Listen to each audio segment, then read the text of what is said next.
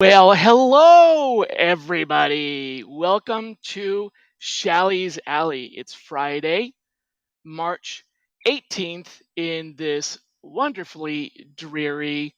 Yeah, I know you can't tell because of my fake background, but if I showed you what my real background is, you probably would spiral into a depression. It's been raining all week here, and it's pretty dark. It almost looks like it's past sunset right now outside. So, well, what are we doing today? I want to go into magical again.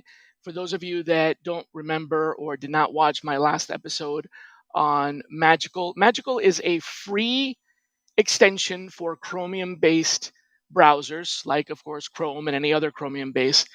If you follow this link down here, I don't know if that's actually a link, but go to srcn.co/magical. You will be taken to srcn.co/magical and redirected to where you can actually download this. Again, it is free.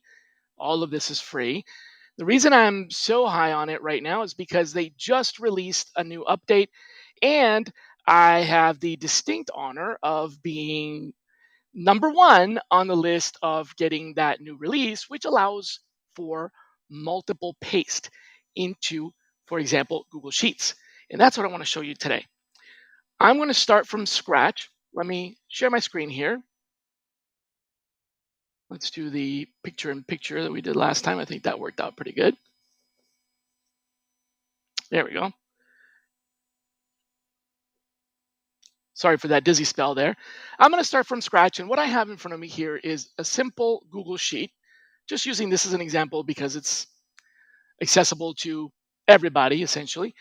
And what I'm going to do is go to a profile. Pretend that this is a list of Facebook pages or LinkedIn profiles or CRM contacts, whatever it is. It doesn't matter what it is. You could be in your CRM, etc. It's the same thing as we talked about last time. You can actually set up shortcuts for any page. And once that shortcut has been set up for any user, on Magical, all users have access to it. You can, of course, customize your own version. But basically, I started with somebody had already done parsing of the Twitter page. And you can see that they had labeled fields such as followers, following, full name, headline, location, username, etc. And I just broke up the first and last name and added a little bit more just in case you wanted to capture that information. So once you've mapped these out, which is very easy, all you do is click on Edit Variables, and then you can click on something here, like for example this, and say followed by, and save it. And that now adds a new field to your list of variables. Come on. There it is. So that's it. I've now customized it. I'm going to close this window over here. Not close it, but shrink it, and show you what we need to do to set it up. So to set this up, we're going to go over to Excel and just add the forward slash command. So slash slash, you can see that it brings up a Twitter page. Now there are a bunch of other Twitter pages here because I have a bunch of these open. A page has to be open. This is important. A page has to be open on your tabs on the same browser window or the same browser instance in order for this to work. It's pulling from your open tabs. And I think the first one here was Daniel. So let's see if I can go to the one that I was just using, which was Graham. There's Jen, Snazpa. Where's Graham? Ah, there's Graham. Okay. So that's the one that I was just on there. And we have full name, etc. I'm going to show more valuable, okay, more variables, and scroll down to select first name. I don't see it. There it is. Okay, so that's first name. Then for the next one, I'm going to do slash slash, and let's look at last name. Show more variables. Last name. Wait, is that the right one? I think so. All right, slash slash. Oh boy, I got the wrong one. I got the wrong one. Okay, let me start over here. Slash slash. Where is our? Shouldn't have opened so many. I got a little excited. So this is the last name. Okay. Then this is the followed by. Okay.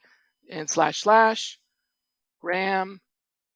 Remind me to make sure I'm looking at Graham each time. Where'd he go? Danny. Greenhouse. Show all fields.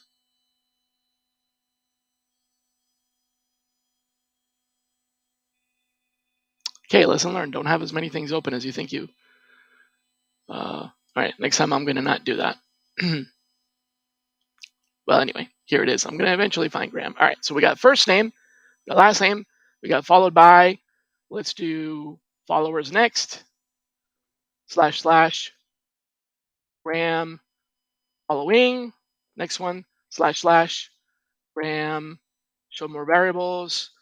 We'll do headline. This is from their Twitter headline. Slash slash Graham, more variables. Let's do location. Slash slash bam, more variables. Twitter handle. And let's do the URL. Oops. That's the URL for the Twitter profile. Next, I want to also do the URL or the website. So the website that's linked on their profile, which is different than the URL for the actual Twitter profile. So that'll be this right here. And why not? Let's also add the age of the profile. So like when they joined, since we have that, just figured I might as well add it. Okay, so we've done all of those. So this is first name. I'm just showing you how I would set this up. Last name followed by. This is followers, following, headline, location, handle, or whatever username, um, Twitter, and website, and joined on. All right, so these are our headers. So now if I go down here and do slash slash, it says fill all remaining rows. This is the magic. Okay, I know it took me a little bit to figure this out because I had to go back and look at Graham, but hopefully you don't make that mistake. Lesson learned. Now I'm going to say fill all remaining Twitter rows, and what it's going to do is grab the same information from the other tabs that I have open. So that should be at least 1, 2, 3, 4, 5, 6, 7, 8 tabs. Well, 7. And so I'm going to hit enter and look at that. It just grabs all of the information. Some profiles may not have some of that information and it just leaves it blank. But where they do have it, it fills it out. And that's magical. Now you have fully parsed all of those profiles, which is, I think, just pretty amazing. All you would need to do then is go back and let's close some of these out. These are the ones that I had opened before. Closing them out. And let's pull up another list. Let's see who this person is following. Okay. So let's see. Open that one. And by the way, if you're wondering what I'm doing, I am left clicking while using the window control or Apple, whichever, and that'll essentially open in the background so that it opens up another tab. Let's see what else we got here. There's another one.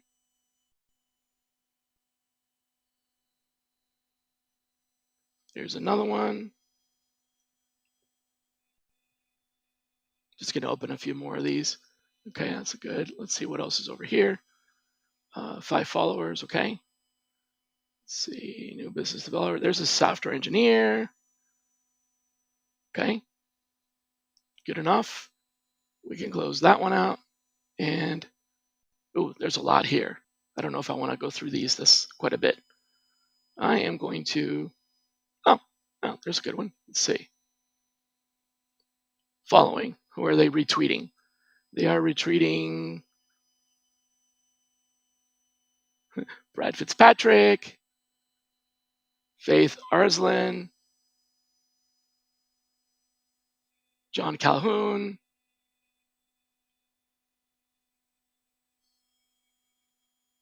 I'm just scanning some profiles here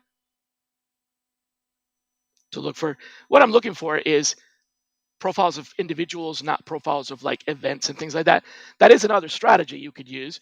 But for this type of parsing, I'm trying to get names and so on, as opposed to um, a list of maybe other accounts that I should be following, etc. So that's a different strategy. Here's another one. Oh, I already have Steve from before. Okay, I think this is pretty good. That's 1, 2, 3, 4, 5, 6, 7, 8, 9, 10 more. All right, good. I'm going to close this one, and I'm going to close this one. So now all the ones that are open are ones that I want to parse. If I go back over here and simply hit slash slash, it's going to say fill all remaining rows. Boom. Look at that. And there it is. So I have now essentially created a spreadsheet out of the profiles that are parsable from this list of about 10 or so. Some of these I didn't really necessarily want to capture, like that one. That's okay. I can just delete that one. This is actually a list, not a profile. You can see because that's what it says there on the URL. This is also a list, not a profile. Let's see if any of these other ones are, the rest of these are good. Some of them don't have all of the information, like followed by, and that's okay. When it doesn't have followed by, that's because there are no people that I follow that follow them. It's kind of like there's no mutual connections, and so on. I'm not really sure what these are, so I'm just going to delete them. And there it is. I now have a parsed list. Easy to take this and upload it to, for example, Swordfish or one of the other applications, and then enhance them and add additional contacts to this. Very, very, very easy. So let's go ahead and I'm going to close these out. I'm going to show you one more example. I know we talk a lot about Twitter, so I'm not going to do Twitter. Let's do maybe something that is more like a, let's say maybe a CRM or something would be interesting.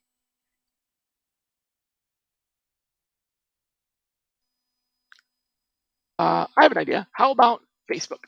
Let's go to Facebook. I'm not logged in. That's okay. Well, why not? Let's just do LinkedIn just in case. Let's say that you want to parse maybe a list of groups or something like that. So we'll go into LinkedIn. Everybody knows how to parse profiles, but you may not know how to parse groups. So we'll go in here and do a search for Golang, is a programming language. You can search for anything you want. And I'm going to use the groups bubble, which now brings up a list of Golang groups. So here's Golang nuts. All right, I'm going to open that one.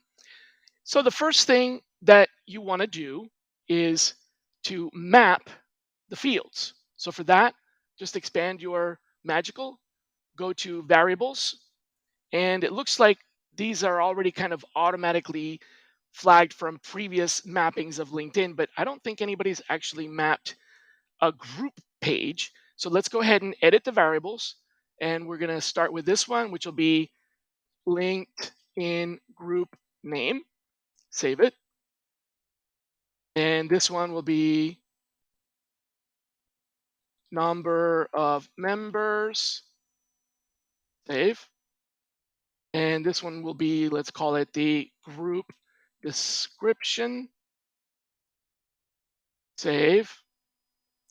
And then let's do the admin name. Save.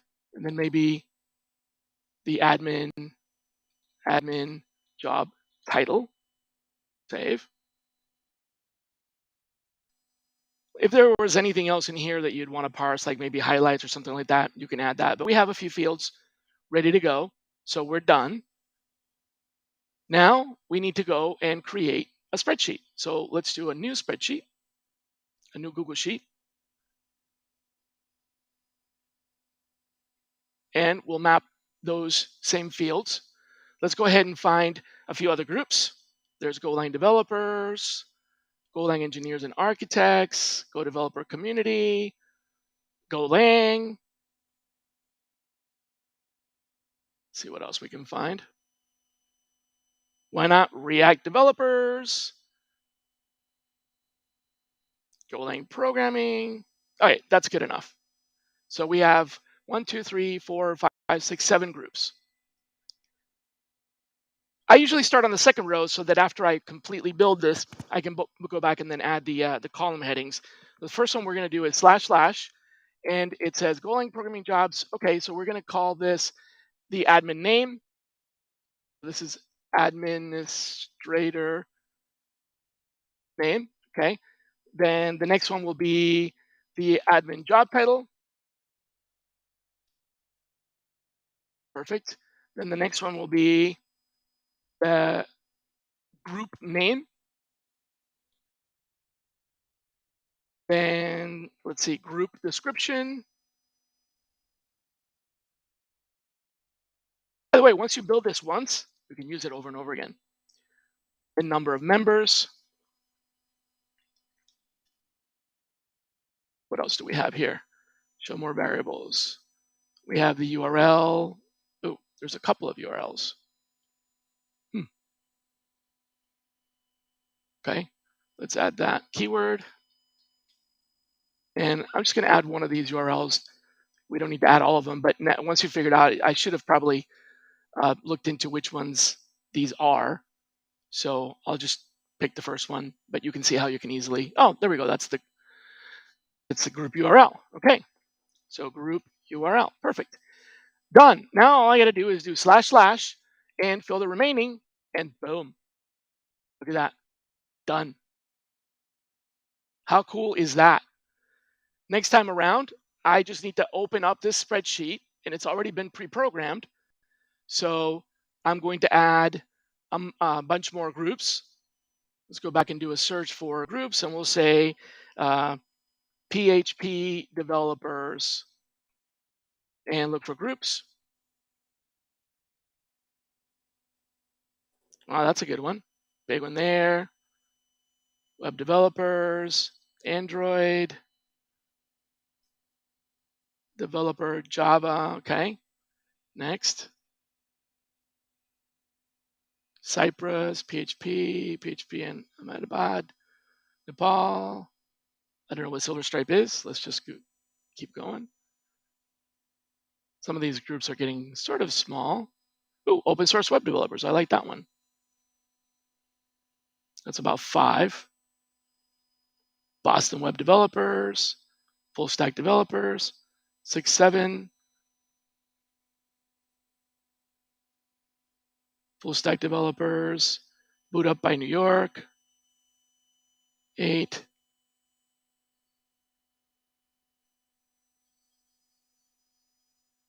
I want to find 2 more. Can we get 2 more? All right, let's do Gopher.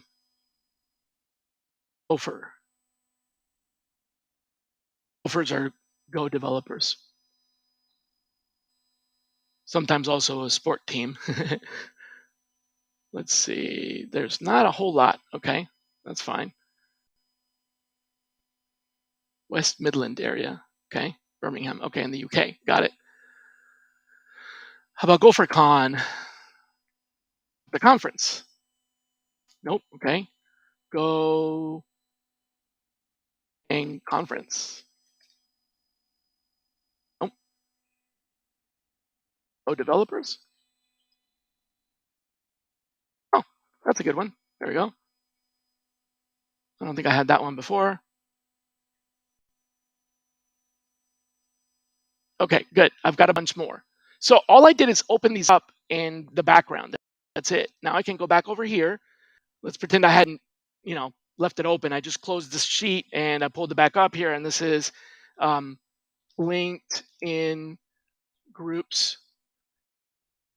Simply click inside of the next row box, // fill all remaining, and whammo.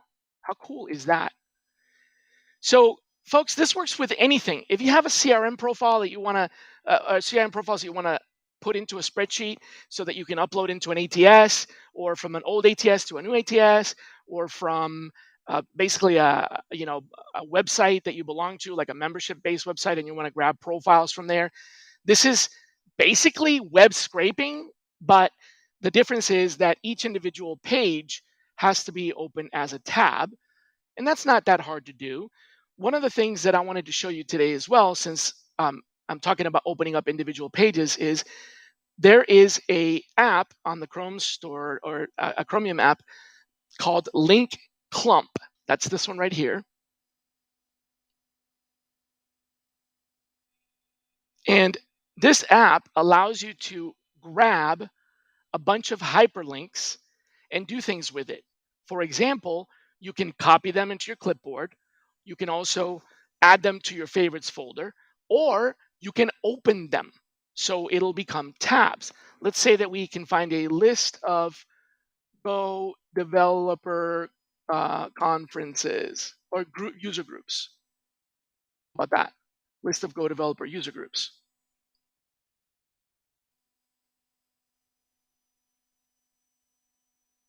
I'll take it. Best developer groups to join. Okay, great. So here's a bunch of groups. I'm going to zoom out a little bit. Use this link clump. All you have to do is create the definition of what you want to do. I've got 3 different ones. You can have as many as you want. This one opens them as new tabs. This one copies them to my clipboard, and this one puts them in my bookmarks, my favorites. This is something that you can define. So you can edit it, right? You can say which mouse button, do you want left, do you want right, and which keyboard key, and then what to do with it. Do you want to open them as tabs, copy to clipboard, etc. You can even open them in a new window. So I'm going to have this open with left X. I'm going to have this open as tabs. You can even exclude certain ones or only include certain ones. Pretty powerful tool. So now that you know what I'm doing, I'm going to grab these by basically doing left click and X. You can see it's highlighting them, and I'm just going to scroll down to all of these. Sorry, I unclicked for some reason. Start that over. Okay, I'm going to scroll down to all of these. And remember, I could be copying these to a clipboard. I could be putting these in my folders, or I could be simply, adding them to whatever I want. But basically, at this time, what I want to do is open them up as new tabs. Since I was showing you that from that LinkedIn list of groups, or from a Twitter list of users, or etc. So you can see here, I'm grabbing all of these. There we go. And that's it.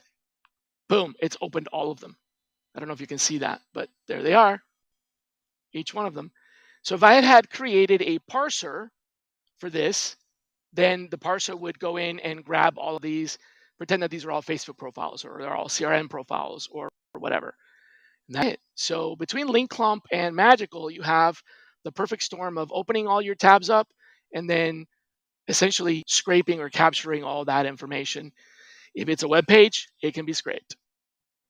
So there you have it, folks. That is our chat for today. I hope you find that useful.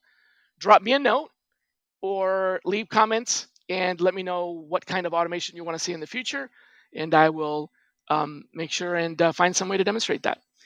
Take care, everybody. Have a great weekend.